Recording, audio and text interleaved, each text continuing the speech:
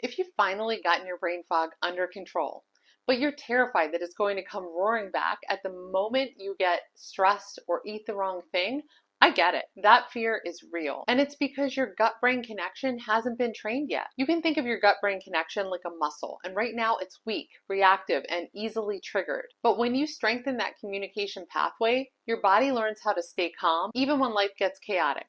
I'm Jennifer Franchak. I'm a functional nutritionist and an AIP certified coach. And today I'm going to show you what that actually looks like and how you can start strengthening this connection right now. Your gut-brain axis isn't just a communication line, it's a learned response system. And after months or maybe even years of inflammation, your body has been trained to overreact. So when you're doing everything right, your nervous system still expects danger. Your vagus nerve, which is like the main highway between your gut and your brain, runs on pattern recognition.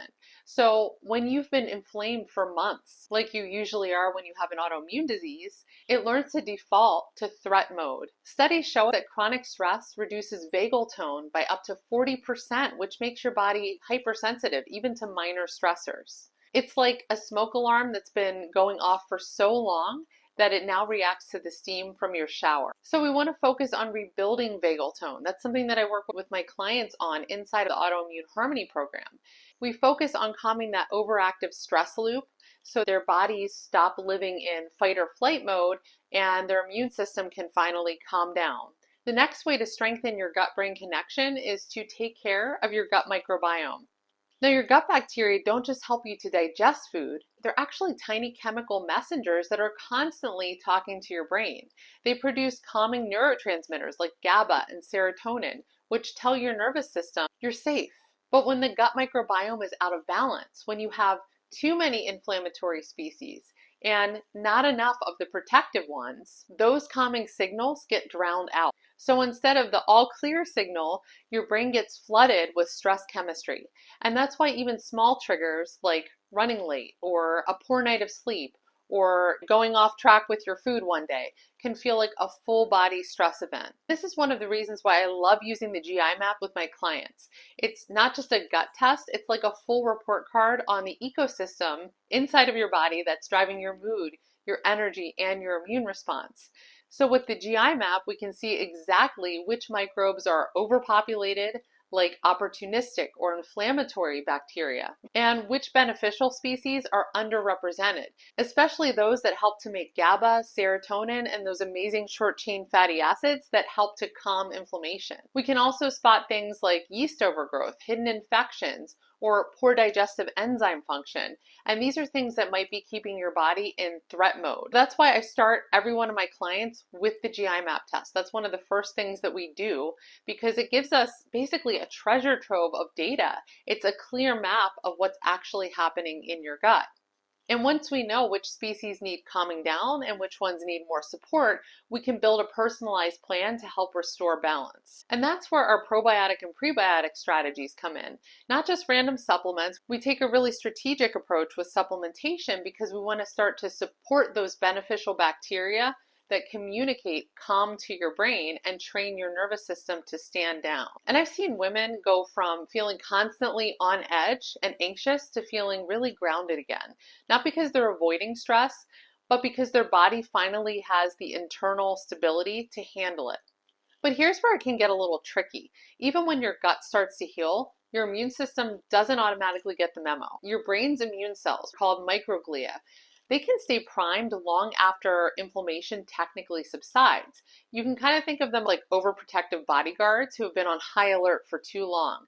They've seen chaos and now they're constantly scanning the crowd for danger, even when the room is perfectly safe. So that's why one stressful day, one late night, or one bite of a trigger food can feel like an avalanche. You get the fatigue, you get the brain fog, achy joints, and you start thinking, here we go again. But the truth is that your body isn't broken. It's just been trained to overreact. So with my clients inside of the Autoimmune Harmony program, we work on retraining that response at multiple levels. We use the gut data from the GI map test to see exactly where inflammation is coming from, which immune pathways are overactive, and where your microbial balance is skewed. And then step by step, we use nutrition, lifestyle, and nervous system retraining to reprogram that safety signal so your immune system can finally exhale. This is the missing link that most women overlook because they calm inflammation on the surface. They might make dietary changes or take some supplements or focus on getting more sleep. And those are great things.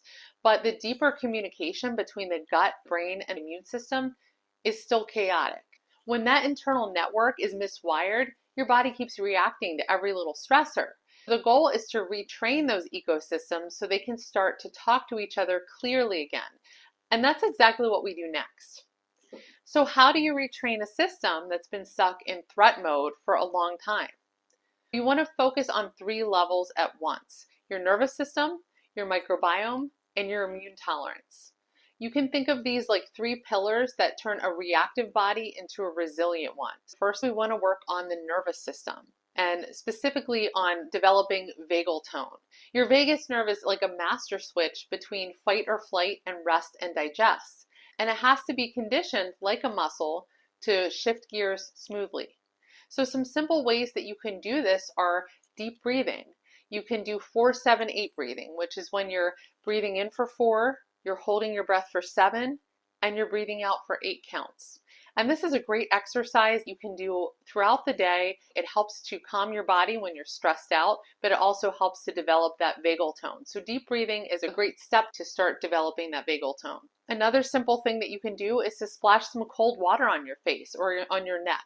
And that will trigger an instant calming response, but it also helps to develop your vagal tone. And finally, humming or singing daily is another great way to develop vagal tone.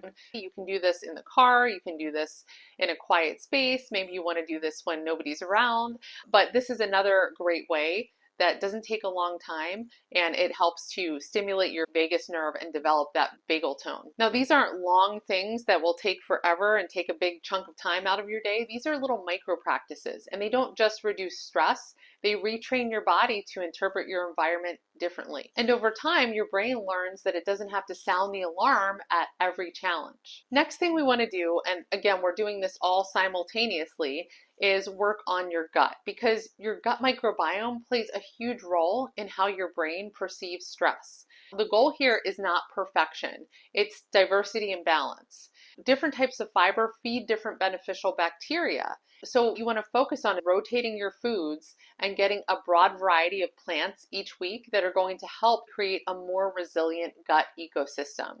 Also, you want to focus on incorporating high quality probiotics and prebiotic rich foods that will help restore the bacteria that make calming neurotransmitters like GABA and serotonin.